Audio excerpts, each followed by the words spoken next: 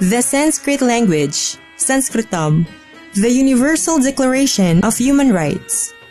सर्वे मानवाः जन्मना स्वतन्त्राः वैयक्तिकगौरवेण अधिकारेण च तुल्याः एव सर्वेषां विवेकः आत्मसाक्षी च वर्तते सर्वे परस्परं भ्रातृभावेन व्यवहरेयुः.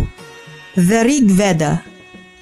अग्निरे पुरोहितं यज्ञस्य देवमृत्विजम् होदारं रत्नधातमम् अग्निः पूर्वेभिर्षिभिरेभ्यो नूतनैरुता स देवाङ्गेहवक्षति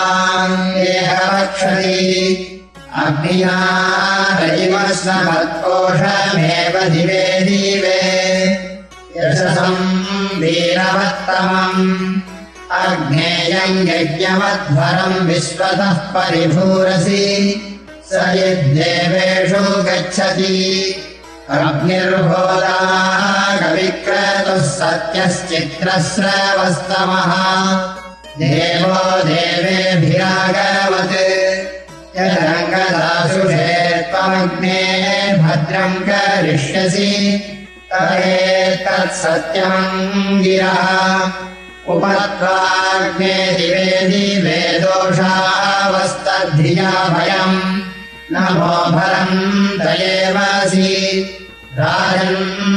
राजन्तमध्वराणाम् गोपामृतस्य दीदीविम् वर्धमानम् स्वेदमे स नः पितेव सूनवेग्ने सूपायनो भव स च स्वानस्वस्तये